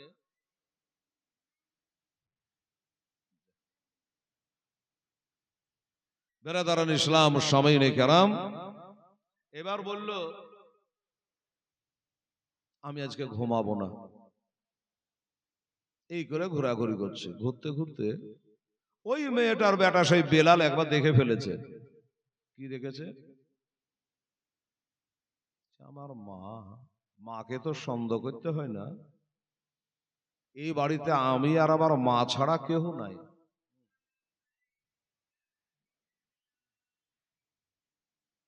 কিন্তু আমার মাকে দেখছি বারবার ওই ঘরটার দিকে তাকাইছে, আর রাস্তা খালি বাড়ির আগে ঘুরে বেড়াচ্ছে, ব্যাপারটা কি? এই চিন্তা উঠে আসলো, মা, আরে আমার বেলাল তো তাহলে ঘুমায়নি, কিরে বেটা ঘুমাইসনি? আমি তো ঘুমাইনি, কিন্তু বেটা তুইও ঘুমাইসনি? বললো না। তোমাকে একটা কথা জিজ্ঞেস করি মা। কি কথা বল? এই বাড়িতে তুমি আর আমি ছাড়া তেসরা কেউ নাই, তুমি ওই ঘরটার দিকে বারবার তাকাচ্ছ, যাওয়া আসা করছো, ব্যাপারটা কি? বলে ব্যাপার কি, তোকে অত জানতে হবে না, লক করে ঘুমা। ছেলে বলছে ঘুমাবো না, বলতে হবে, না বলে ছাড়বো না। মদ মাতাল ছেলে। শুনবি বলে হ্যাঁ কাছে আয়। লক করে বলে শোন রে, বেটার হাতটা ধরে নিয়ে মাথায় দিয়ে বলছে বেটা শোন, ওই ঘরে কে আছে জানিস? আমি তোকে বলে দেব, কিন্তু বেটারে আমার মাথার কসম দিলে রে বেটা, আমি তোকে বলবো তুই যেন কাউকে বলিস না। যদি বলে দিস রে বেটা, আমি তোর মা, তোকে দুধের দেনা মাপ দিব না। আমি তোকে দুধের দেনা মাপ দেব না। আচ্ছা ঠিক আছে বলো, বলে দিল। ইমাম মুসলিম রাদিয়াল্লাহু তাআলা নয়, ওই ঘরে আছে বেটা, খবরদার কাউকে বলিস না। এবার এই মদখোর তাড়িখোর ই ভাবছে রাত কেন যায় না। সকাল হলো বাবা, এবার ডিউটিতে যাচ্ছে, আর ওদিক থেকে 20-22টা লোক দৌড়ে দৌড়ে চলে আসছে। মাঝপথে বেলালের দেখা। এই কোথায় তোমরা? ঘোড়ায় চড়ে কোথায় যাওয়া? খাট খাট খাট খাট খাট খাট করে ঘোড়ায় চড়ে কোথায় যাওয়া? তো বলছে বেলাল রে, ওই ইমাম মুসলিম কার বাড়িতে যে আছে খুঁজে পাওয়া যায় না, তাই ঘোড়ায় চড়েছি, আজও চড়েছি, কালও চড়েছি, যতদিন না ইমাম মুসলিমকে খুঁজে বাহির করতে পারবো ঘোড়া থেকে নামবো না। যখন বলেছে বেলাল, দেখবেন কিছু ছেলে আছে, কিছু মেয়ে আছে, এই যে আমার মা বোনের আছে, আপনারাও আছেন, আমরাও আছি, অনেক ছেলে আছে, অনেক মেয়ে আছে, যে বাবা পেটে কথা থাকবে না। বাবারে 3 বেলায় 300 রসগোল্লা দেন, ফিনিশ, হজম। কিন্তু একটা কথা যদি বলে দেন, এই কথাটা হজম করবে না। আর আমার মা বোনদের তো হজম হবেই না, হবার কথাই লয়। হাজার কসম দিয়ে যদি বলেন যে বুবু তুই বলিস না, কিন্তু বলবি, তার বলার ঢং কত ভালো, কিরকম ভালো বাবা। একদিন, 5 দিন, 10 দিন, 1 মাস থাকার পরে আর থাকা যায় না। আজ মেশাল দেওয়ার টাইম নেই, ঘড়ির কাঁটা ছড়ছে। এই বাবা, তখন যখন থাকতে পারে না, তখন রহিমের মা করিমের মাকে বলছে শোন, যত রকমের কথা গেল বলে পেট পাতলা করে নিল। লেবার পরে 2 দিনে 2 দিকে চলে যাবে। তখন বলছে দেখ, তুই আমার নিজের বলে তোকে বন্য, তুই জানে ফের কাউকে কহিস না। ধুর পাগলি, কিসের লেগে বলতে যাবো আমি? আমি কাউকে বলবো না। ই তো পাতলা হলে হলে, তখন এবার ও আবার গ্যাস জমলো, ও আবার কাকে বলবে, ও আবার কলিমদ্দুর মাকে বলে দিল। অনেক কথা হওয়ার পরে ফিনিশিং, যাবার সময় বলছে ও বুবু তুই জানে ফের কাউকে কহিস না। মা গো, এ মা বোনেরা, আপনি যদি কারো দোষকে ঢাকেন, ভালো করে শুনেন, কারো আইব, কারো দোষ যদি আপনি লুকিয়ে রাখেন, তাহলে আপনার দোষ গালা কাল কোটি কোটি লোকের মাঝে খোদা লুকিয়ে রাখবে, মনে থাকবে। আপনি যদি কারো দোষ ঢেকে রাখেন, তো আপনার দোষ গলা আল্লাহ কাল ঢেকে রাখবে। আল্লাহর একটা নাম হলো সত্তার, গাফফার। যাই হোক, এইরকমই বেলাল বলছে শোন, যতই ঘোড়ায় চড়ে যায় যাতেই যাহা, ইমাম মুসলিমকে পাওয়া বড় মুশকিল আছে, খুঁজে পাবি না। বলে আরে ভাই 10 দিন টাইম লাগতে পারে। পাবো না কেন? বলে পাবি না। বারে কথা পাবো না, হ্যাঁ গ্যারেন্টি দিচ্ছি পাবি না। এরা ঘোড়া থেকে নেমে বেলালের কলার ধরে লেছে, এই চ্যালেঞ্জ করছিস কেন? পাবো না, সময় 10 দিন লাগতে পারে, কষ্ট হতে পারে, পাবো না বলছিস কেন? তাহলে তুই তো জানিস। বেলাল বলছে 1000 বার জানি, লাখো বার জানি, কিন্তু বলবো না। জানি কিন্তু বলবো না। কেন বলবি না? বলছে মা মানা করেছে, বললাম মা, আমার মা আমাকে দুধের দেনা মাপ দিবে না, জাহান্নাম চলে যাব। আমি বলবো না রে ভাই। হ্যাঁ, তাহলে বাবা বলাও হয়ে গেল, হ্যাঁ পেট পাতলাও হলো। এদের আর বুঝতে বাকি নাই যে তাহলে আর মাকে ধরলেই ইমাম মুসলিমকে পাওয়া যাবে, ওদের বাড়িতে আছে। বলে হ্যাঁ আমাদের বাড়িতে আছে, ওই ওরকার ঘরটাতে উনি শুয়ে আছে। তবে ভাই আমার মা জানে, শুনে না যে আমি তোরাকে বলে দিয়েছি। বলে না, তোর কথা কেন বলতে যাব, আমরা যাবো ধরে নিয়ে চলে আসবো। বাবা বলতে বাকি থাকলো। সুবহানাল্লাহ। দেখেন কোন নবাব বলে শ্বশুর বাড়ি যাবে বেড়াতে, তো পায়জামাটা ময়লা, এত তো চাকরকে বলছে যে হ্যাঁ আমি যে শ্বশুর বাড়ি যাবো, তো আমার পায়জামা যে ময়লা, তো চাকরটা বলছে যে হুজুর সাহেব, নবাব সাহেব কোনো চিন্তা নেই, আপনারটা যদি ময়লা আছে তো থাক, আমারটা যে ধোয়া আছে একবার আয়রন করে ফিট করে রেখেছি, আমারটা আপনি পরে নেবেন, আর আপনার ময়লা পায়জামাটা, আমরা চাকর বাকর মানুষ, কে অত তাকাবে, আপনার ময়লাটা আমি পরে নিয়ে চলে যাব। নবাব বলছে তা পরা যাবে, কিন্তু তুই যদি আবার কাউকে বলে দিস, তো চাকর বলছে কি দরকার আমার বলা, কি কারণে বলবো আমি। দেখ বাবা কাউকে বলিস না, আমার যাই থাকবে না রে, নবাব আর আমি চাকরের পায়জামা পেতে যাবো, তো কাউকে বলিস না বাবা। না কাউকে বলবো না, আপনি পরে নেন। ঠিক তো বলে হ্যাঁ, ওকে কবিলে টবিলে নিয়ে নবাব পরেছে বাবা ওই চাকরের ধোলাই করা পায়জামা, আর নবাবের ময়লা পায়জামা পরেছে, চাকরটা পরে শ্বশুর বাড়ি চলে গেল। নবাব সাহেব, নবাবের শ্বশুর বাড়ি বলে কথা, একবারে ছাপ্পর ঘাট গদির বিছানায় নবাবের জায়গা, আর বৈঠকখানাতে একটা ভাঙা চেয়ারে চাকরের জায়গা বসে আছে। আর বলবো হায় রে, গোটা গ্রামের মানুষ বাবা যেমন পীর সাহেবের আইলে হয়, ওইরকম দলের দলে মানুষ, দলে দলে মানুষ আসছে। কেন? বলে যে নবাব বহুদিন আমাদের দেশে আসে নাই, শ্বশুর বাড়ি আসে নাই, তো আজকে এসছে, একটু দেখা করবে, একটু সালাম মুসাফা করবো, অন্য কিছু না।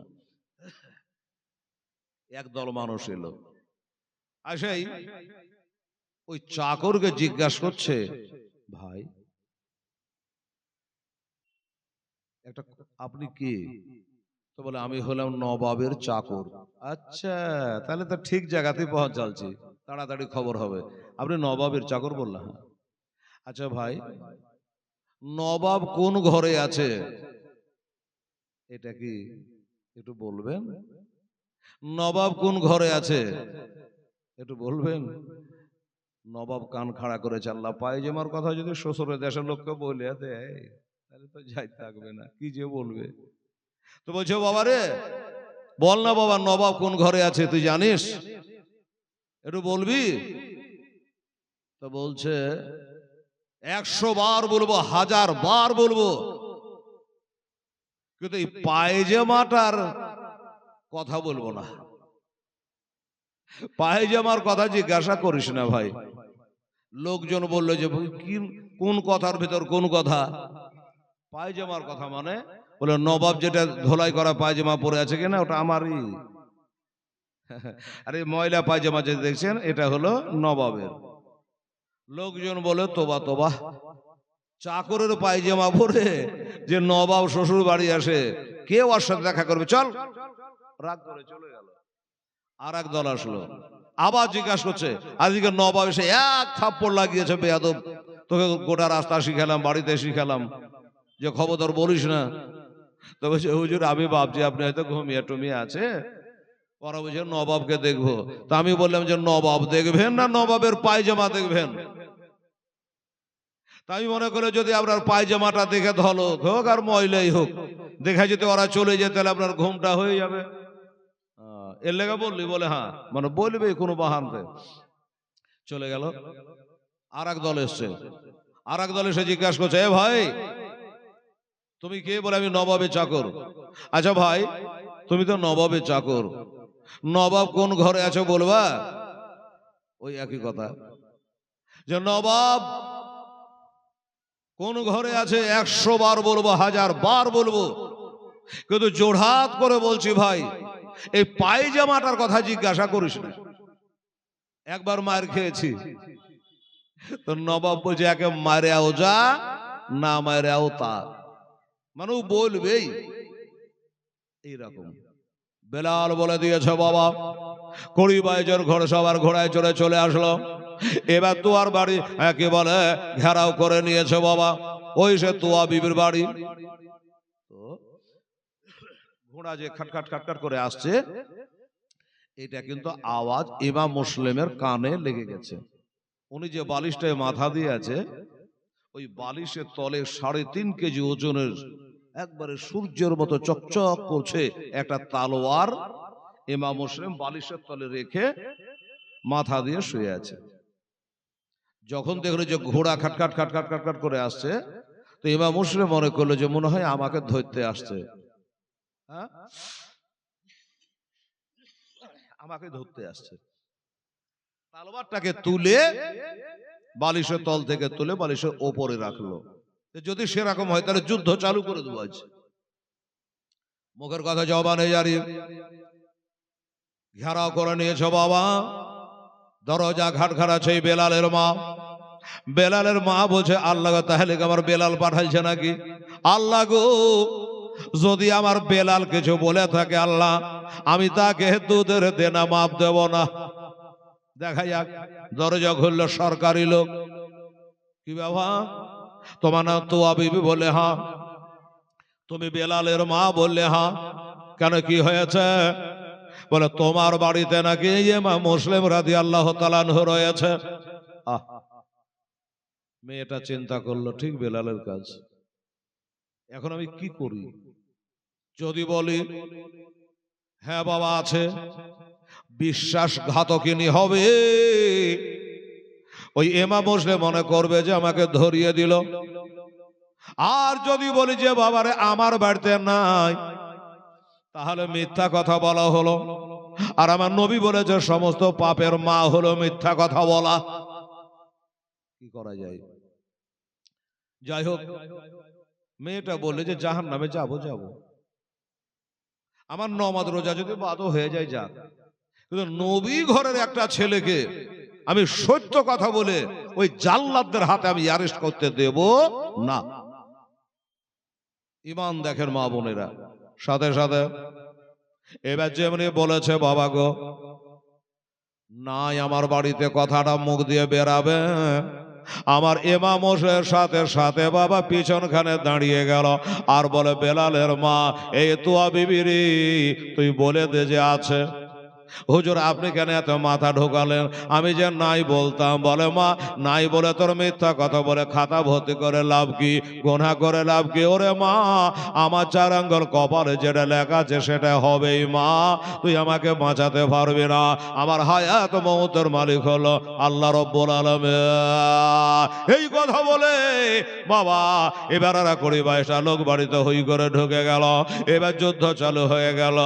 আমার ইমাম মুসলিম রাদিয়াল্লাহু তাআলা আনহু ফাতেহে খয়বরের ঘরের ছেলে বাবা এমন করে তলওয়ার চালাতে লাগলো যেন 20-22 জন লোককে বাড়ি থেকে বাহির করে দিল। বাড়ি থেকে বার করে দিয়েছে। যখনই বার করে দিয়েছে বাবা, আবার হই করে তারা ঢুকলো। আবার হই করে ঢুকি আবার যুদ্ধ চালু হয়ে গেল। বাবারা এদিকে 20-22 জন, আর উনি হলো একা। একটা দৌড়াচার পাবি, একটা তালবার বাবার নিশান করে মেরে দিয়েছে রে মা। যেমন মেরেছে ওই তালবার খানা লাগবে তোলা আমার ইমাম মুসলিম রাদিয়াল্লাহু তাআলা আনহু ওপরকার ঠোঁটে বাবা লেগে গেল। আর ওপরকার ঠোঁটে লাগলো, ঠোঁটটা কেটে গেল।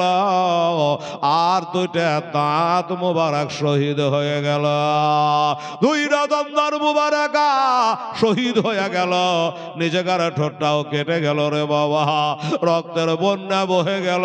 ঠোঁট কাটা রক্তে যেন দেহ গোটায় লাল হয়ে গেল, কাতর হয়ে গেল। সাথে সাথে অনেক ঘরের ছাদের ওপরে বাবা উঠে গেছি। এবার ঘরের ছাদে যখন উঠে গেল, ঘরের ছাদে উঠে গেছে, এরা চিন্তা করলো ছাদে যাওয়া যাবে না, যদি যাই একটা একটা করে ধরবে, কাটবে আর নিচে ফেলে দেবে। বাবা গো ওপরে যেতে পারে না। ও মুআজ্জাজ সামিনে কেরাম বেরাদারান ইসলাম মা বোনেরা, যাই হোক বাবা, এরা নিচে থেকে বললে ইমাম মুসলিম নিচে নেমে আসো, আর যুদ্ধ হবে না, তোমার তলোয়ার খাপে ভরে নাও, আমাদেরটা আমরা খাপে ভরে নিলাম। খাবে ভরে নিল, এবার নিচে চলে আসলো। ইমাম মুসলিমকে তারা বলে আপনাকে অ্যারেস্ট করা হলো, তাই নাকি? বলে হ্যাঁ। অ্যারেস্ট করে নিয়ে এবার ইবনে জিয়াদের দরবারে নিয়ে যাবে বাবা। কিসে করে নিয়ে যাবে? ঘোড়ায় করে নিয়ে যাবে। ইমাম মুসলিম এবার ঘোড়ার রেখাবে পা রেখেছে, ঘোড়াতে চাপতে যাবে, যেমনি ঘোড়ায় চাপতে যাচ্ছে ইমামের মুখ দিয়ে বার হলো ইন্না লিল্লাহি ওয়া ইন্না ইলাইহি রাজিউন। কেন বলো জানেন? এই দোয়াটা কেন বললো? ইমাম মুসলিম বলছে, যেমনি আমি ঘোড়াতে চাপতে গেলাম, আমার কাছে যেসব মূল্যবান তালওয়ারখানা ছিল, আমি কুড়িটার লোকে একাই থেমেছিলাম, আমার ওই তালওয়ারখানা তারা বাহির করে নিল। আমার তালওয়ারখানা যখন বার হয়ে গেল, আমি তখন মনে করলাম আল্লাহ, ওই তালওয়ারটা আমার ভাইয়ের মতো কাজ করছিল, আমি বুক ফুলিয়ে যুদ্ধ করছিলাম, আমার তালওয়ার যখন চুরি হয়ে গেল, আমার বিপদ আসতে আর দেরি নাই, খালি হাতে লড়াই করা হবে না, এই কারণে আমি ইন্না লিল্লাহটা দোয়াটা পড়েছে। যাই হোক বাবা, ও মা বোনেরা, এমনি করে তাকে ধরে নিয়ে গেল, ইবনে জিয়াদের কাছে হাজির করল। ইবনে জিয়াদ জিজ্ঞাসা করে, তোমার নাম কি? বলে আমার নাম ইমাম মুসলিম। আচ্ছা, তোমার এই কারণে দুটো দল পয়দা হয়েছে এই দেশে, একটা হোসাইনের দল, একটা হলো এজিদের দল। বাবা যেমনি বলা হয়েছে, যেমনি বলেছে, বলে যাকে যা হওয়ার হয়েছে শোনো। ইমাম মুসলিম গো, একটা কথা তোমাকে বলি। বলল কে? বলে আজ থেকে ইমাম হুসাইনকে ছেড়ে দিতে হবে, আর এজিদকে আমিরুল মুমিনিন বলে মানতে হবে। তোমার সিদ্ধান্ত কি? বলে পারবো না, অসম্ভব কথা। এটা হয় বলেন তো আপনারাই? হুসাইনকে ছেড়ে দেব আর একটা মদ মাতাল এজিদকে মেনে নেবে, এটা কখনো হতে পারে না, তাই নাকি? বললে হ্যাঁ। আচ্ছা ঠিক আছে, এক কাম করো, এত তাড়াতাড়ি সিদ্ধান্ত নেওয়া যায় না, ও রেখে আছি, একে জেলের মধ্যে ঢুকিয়ে দেয়। এবার জেলে ঢুকিয়ে দিলে একটা রাত চিন্তা ভাবনা করো, কাল বাহির করে জিজ্ঞাসা করবো। তাড়াতাড়ি করে বলি বাবা, ঘড়ি চলছে 11:30 হয়ে গেল। ও বাবারা, ভাইয়েরা রে, আমার মা বোনেরা, এবার জেলে ঢুকিয়ে দিল বাবা। আবার ভোরে বার করে নিয়ে আসলো, আবার বার করে নিয়ে আসার পরে আবার জিজ্ঞাসা করছে কি? ও ইমাম মুসলিম, বলো, একটা রাত্রে তোমাকে সময় দিয়েছিলাম, বলো হোসাইনকে ছাড়বে কিনা? উনি বলল হ্যাঁ, আমি হোসাইনকে ছাড়বো, রাজি হয়ে গেলাম, কিন্তু আমার একটা কথা আছে। বলে কি কথা? বলো। বলে হোসাইনকে ছেড়ে দেবো, কিন্তু হোসাইনের নানার মতো একটা নানা কার আছে দেখাতে হবে, হোসেনের বাবার মতো বাবা কার আছে আমাকে একটা দেখাইতে হবে, হোসাইনের মার মতো কে আছে একটা মা এই জগতে আমাকে দেখাইতে হবে। পারবে গো? পারবে না। বললে দেখাতে পারবো না। বলে তুই যখন দেখাইতে পারবি না, আমিও ছাড়তে পারবো না। ও বাবারা, এবার জাল্লাদকে অর্ডার করে দিল, যাও একে নিয়ে যাও, পাড়ার শেষে নিয়ে গিয়া ঘরের ছাদের উপর তুলে তার শিরোচ্ছেদ করে দাও, তাকে শহীদ করে দাও। ইমাম মুসলিম বলল ঠিক আছে, আমাকে যখন শহীদ করে দিবা, তার আগে আমার তিনটা কথা একটু শুনবে না গো? আমাকে তোমরা শহীদ করে দাও, আমার দুঃখ নাই, আমার তিনটা কথা বলার আছে। বলো, বলো কি কথা? এক নম্বর কথা, এই দেশে আসার পরে আমার 700 টাকা দেনা হয়ে গেছে, আমার টাকাটা তোমরা শোধ করে দিও, ওই দেনাটা যেন কারা হাসরে আমার কাছে না চাই। নাম্বার 2, আমাকে যখন শহীদ তোমরা করবা, আমার ভাই হোসাইনকে এই দেশে আসার জন্য আমি নিজের হাতে একটা চিঠি পাঠিয়েছি, আসবো হয়েছে, তোমরা একটু মানা করে দিও, এই গাদ্দার দেশে যেন আর না আসে, কারণ আমার সাথে দেখা হবে না, এই কাজটা তোমরা করিও। নাম্বার 3, আমাকে কতল করার পরে রাস্তাঘাটে ফেলে রেখো না ভাই গো, আমরা ইজ্জতদারের ঘরের ছেলে গো, আমরা নবী ঘরের সন্তান গো, আমাকে শহীদ করে দেওয়ার পরে একটু জানাজা করে মাটির তলে তোমরা দাফন করে দিও। ওই জাল্লাদেরা বলল, ইমাম মুসলিম তোমার সব দাবি মেনে নিলাম, কিন্তু একটা দাবি মানবো না। কোনটা মানবা না? বলে তোমার জানাজার নামাজ পড়বো না।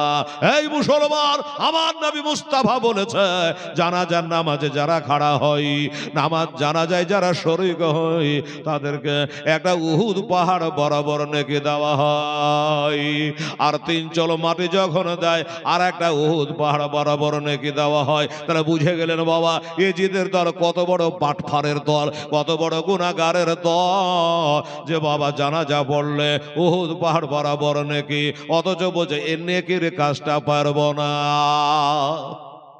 এটা পারবো না। আমার বলা কর্তব্য, আমি বললাম তোমরা যেটা ভালো হয় করিও, এই কথা বলে পাড়া শেষে নিয়ে গেল, দোতলা ছাদের উপরে তুললো, হাত দুটা বাঁধা আছে, তালবার বার করেছে, মারবে গলাটা কেটে পড়ে যাবে। ইমাম মুসলিম বলে ভাই রে, এখানে ইবনে জিয়াদ নাই, এজিদও নাই, আমার হোসেনও নাই, আমার বেটা দুটাও নাই, একটা কথা বলবো ভাই, কি আমার গলা তোরা কেটে নিবি রে, প্রাণের ভিক্ষা চাইবো না রে ভাই, আমার গলাটা কেন শুকিয়ে গেল রে, আমাকে এক ঢোক পানি খাওয়া না ভাই, দুনিয়ার পানি আর পান করতে পাবো না, এক ঢোক পানি পান করি রে, আমাকে একটু পানি পান করা। ওই জাল্লাদেরা বললো তুমি এজিদকে মানো না, পানি তোমাকে দেওয়া হবে না, পানি তোমাকে দেওয়া হবে না, দে না ভাই একটু পানি পান করে যাই, দেবে না। একজনে বলে দেখ রে, লোকটা তো চলেই যাবে, আমরাই তো তাকে কতল করে ফেলবো, একটু পানি তো চাইছে, খেতে তো চাইছে না, মদিনা যেতে তো চাইছে না। বাবা গো, একটা লোটাই করে পানি দেওয়া হলো, পানি লোটার হাতে নিয়েছে, একটা আওয়াজ হলো, গায়েবানা আওয়াজ হলো, এই এ বাবুসলে, পানি তোমার হাতে আছে, কিন্তু আমি আল্লাহ তোমার কপাল থেকে পানি তুলে নিয়েছি, এ দুনিয়ার পানি তোমার কপালে নাই, চলে আসো আমার হাউজে কাউসারে পানি পান কর। ও বাবারে, আপনারা বলবে হেলাল লোটাতে পানি আছে, মুখের সামনে হাজির আছে, পান করতে কেন পারলো না? এবার পানির লোটাটা যেমনি মুখে লাগিয়েছে বাবা, ওই তুয়া বিবির বাড়িতে মা তালবারের ঠোঁটটা কেটে গিয়েছিল, ওই কাটা ঠোঁটটা গেলাসে পানি পান করতে হলে এটা ঠেকবেই। এবার যেমনি ঠোঁটটা ঠেকেছে বাবা, উনি বন্ধ, রক্ত গল গল করে আবার চালু হয়ে গেল, আর ওই পানিতে রক্তে ভরে লাল হয়ে গেল। শরীয়তের ফতোয়া হলো পানির খাসলা হলো তিনটা, একটা হলো পানির কালার, একটা পানির গন্ধ, একটা প্রবাহিত হওয়া। এ পানি আর পানির মতন রক্তের মতো লাল হয়ে গেছে, রক্তের মতো লাল হয়ে গেছে, তাই এই রক্ত আর পান করা যাবে না। বলল ভাই এ দুনিয়ার পানি আমার নসিবে আর নাই গো, এলা তুমি পানির লোটাটা ঘুরিয়ে নাও। পানি লোটা ঘুরিয়ে দিল, তালবাদ তুলেছে বাবা, মারবে। উনি বলল ভাই একটু দাঁড়িয়ে যাবে, আর পানি পান করবো না, খাবার চাইবো না। তাহলে কেন দাঁড়িয়ে যাবা? বলে মদিনা দিকে মুখ করে দাঁড়ায় আমি আল্লাহর কাছে আর নবীর ওসিলা করে এটা দোয়া করে, আরে ভয় করে না, আমরা জাহান্নামে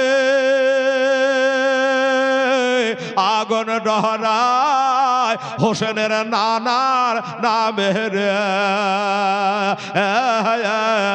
তাই রব না আর নেরা ধমে আগুন হবে ফোল। খোদার নূরে তৈরি রে আমার মোহাম্মদ রাসূল, খোদার নূরে তৈরি গো আমার মোহাম্মদ রাসূল। আরে নামের নামে দারু পরে মিজানেতে চড়ে বসবো রে, পাপ যে তোর হালকা হবে, হবে না নেকের সমতুল। খোদার নূরে তৈরি গো আমার মোহাম্মদ রাসূল, খোদার নূরে তৈরি গো আমার মোহাম্মদ রাসূল। আমাদের দুনিয়ায় কোনো ভয় নাই, আখিরাতের কোনো ভয় নাই, আমরা নবী বংশের সন্তান, উম্মতে মুহাম্মাদের জন্য একটু ওই মদিনা দিকে মুখ করে নবীজির অশিলা করে একটু আল্লাহর কাছে দোয়া। বাবা আমার ভাইরা, আমার মোড়ল সাহেবেরা কালকে বলেছিলেন 10:30 পর্যন্ত, আবার কেউ বলছে যে 11টা বললে অসুবিধা নেই, হুজুরকে তুলবেন তোরা 1:30 2টার দিকে, তো যাকে 11টা বাদ দিয়ে গেল, কমিউনিটার বাকি আছে, পাক্কা 11টাতে দোয়া হবে, কি গো পাক্কা 11টায় দোয়া করলে অসুবিধা হবে নাকি? বাহ, সুবহানাল্লাহি ওয়া বিহামদি। তো দাদা ভাই, এই আমার ইমাম মুসলিম রাদিয়াল্লাহু তাআলা আনহু মদিনার দিকে মুখ করে আল্লাহর কাছে দোয়া রাখতে, জীবনের এটা শেষ দোয়া, ঠিক আছে, এটা জীবনের শেষ দোয়া। আচ্ছা ভাই, এই গতকালকের মতো একটা ঝলক একটা ঝলক এই নবীজির মাদ্রাসার জন্য কাল যেমন দিয়েছিলেন, একটু খুব তাড়াতাড়ি করতে হবে বাবা। 100, 200, 500, 10, 20, 50 সব যে যা পারবেন এই আমার ইমাম মুসলিমের দোয়াতে একটু শামিল হয়ে যান তো দেখি। আপনাদের বাপ মা ভাই বেরাদারের জন্য অশিলে দোয়া হবে, একটু মাদ্রাসার কাজ হবে। এই আমার মা সোনামুড়িরা, এই কমিটির ছেলেরা বাবু, দুই একটা উঠে একটু আমার মা বোনদের কাছে জানতো দে। আলহামদুলিল্লাহ, এই দেখেন কে যে দিল খোদা জানছে, যিনি দিলেন তিনি জানেন, আমার নবী জানছেন। নারে তাকবীর, নারে রিসালাত, মাসলাকে আলা হযরত। এই দেখেন বাবু 500টা টাকা নবীর ঘরে দান করেছে। 3 থেকে 4 মিনিট। এই বাবু এই একটা কেউ যাও একটু মা বোনদের কাছে যাও, যাও দে একটা ছেলে, এই যে একটা বাচ্চা 10 টাকা দিয়েছে। কত দূরে বসে আছেন? আচ্ছা দে। এই দেখেন আমার মা বোনেরা বাচ্চা কাজ দিয়ে 200 টাকা দিয়ে পাঠিয়েছে। আবার নিয়ে যা, দৌড়ে যা। এই যে আমার মা বোনেরা দিয়েছেন 70 টাকা মতো আরো, আল্লাহ তুমি কবুল করো। আরো একটা 20 টাকা দিয়ে দিয়েছে। এ মা সোনা কমিটির কেহ নাই মা, বলে বলে ব্যাগাত্তা করে উঠানো যায়, তো ওই বাচ্চা কাচ্চার হাত দিয়ে পাঠান। একটা কাজ কর মা, ওই বাচ্চা কাচ্চার হাত দিয়ে যদি আপনি এইভাবে দিয়ে পাঠান, এখানে বলে বলছে না সব জায়গাতে বাচ্চাদের হাতে দিয়ে পাঠাবে, তাহলে দিয়ে দিয়ে দিয়ে দিয়ে আচ্ছা দিয়ে দিয়ে দিয়ে ওই বাচ্চাদের দেওয়া অভ্যাস হয়ে যাবে। আপনি যখন মরে যাবেন তো দিতেই থাকবে ওরা আপনার। মাশাআল্লাহ, আমার এই বাবুও 50 টাকা দিয়েছে। আচ্ছা, আরো আমার মা বোনেরা এটাও বলেন 50 টাকা মতো দিয়ে। আল্লাহ পাক তুমি কবুল করে নিও। গজলটা বলে দোয়া হবে। আমার মা বোনেরা ভাইরা, এ বাবু 500 টাকা দিয়েছেন একজন আল্লাহর বান্দা, জানেন না কি আছে তার নিয়াত, আল্লাহ তার নিয়াতকে পুরা করে দিও, আমিন। আচ্ছা, হাদিয়া শুরু 200 টাকা দিয়েছে। হ্যাঁ, কোরআন শরীফের জন্য যেখানে যাবে মাদ্রাসা ঢুকে যাবে, কোরআনের হাদিয়া শুরু 200 টাকা। আমার মায়েরা বোনেরা সোনারা দান করেছে। আল্লাহ আমার মা বোন রোগ বালা থেকে আল্লাহ তুমি রক্ষা করে নিয়ে, জোরে বলুন আমিন, সম্মা আমিন। আসুন। আচ্ছা এই ভাই, হ্যাঁ এই পিছন দিকে যান, এ মা বোন তাড়াতাড়ি করো মা, 10, 20, 50 100 করে যা দিবেন দেন আজকে। হ্যাঁ, আরেকজন আমার বাবজিও 50 টাকা দিয়েছে, আল্লাহ তাআলা তুমি কবুল করে নিও, আমি। আচ্ছা ভাই ছেলে যারা আছে, আচ্ছা একটা 500 টাকার নোট দিয়েছে। আচ্ছা কোন একটা আল্লাহর বান্দা 500 টাকা দিতে পারে না কেউ? মরা মার নামে, বাপের নামে, ভাই দাদু, নানা নানির নামে 500 টাকা একটা জোড়া হয়ে যেত 500 টাকা দিয়ে। হাই হাই সুবহানাল্লাহ, আলহামদুলিল্লাহ, লিয়াই তাড়াতাড়ি লিয়াই। জাযাকাল্লাহ, মাশাআল্লাহ, আলহামদুলিল্লাহ। আরে না বে আমার পাকা কান্ডাহারি,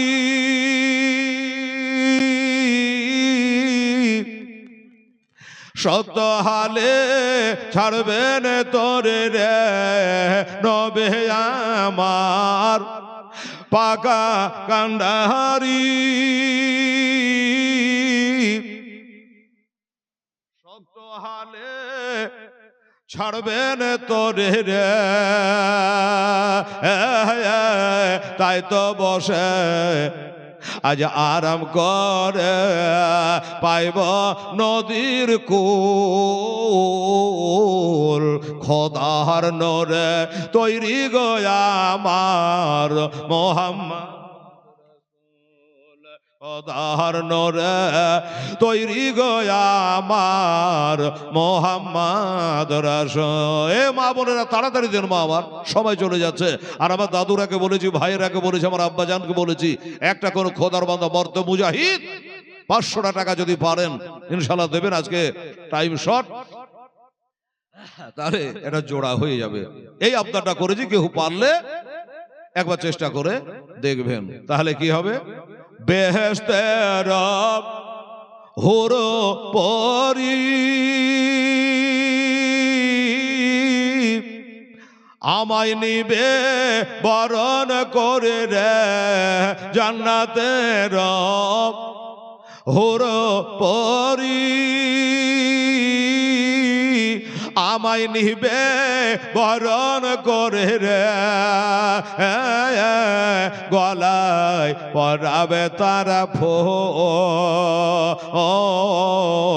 খোদার নূরে তৈরি গো আমার মোহাম্মদ রাসূল, খোদার নূরে তৈরি গো আমার মোহাম্মদ রাসূল। যার আদেশে নামাজ পড়ি,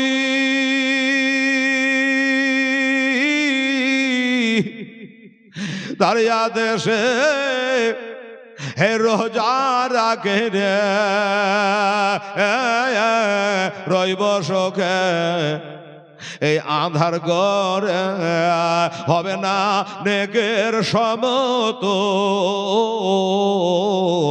খোদার নূরে তৈরি গো আমার মোহাম্মদ রাসূল, খোদার নূরে তৈরি গো আমার মোহাম্মদ রাসূল। আল্লাহুম্মা সাল্লি আলা মাওলানা মুহাম্মদ ওয়ালা আলে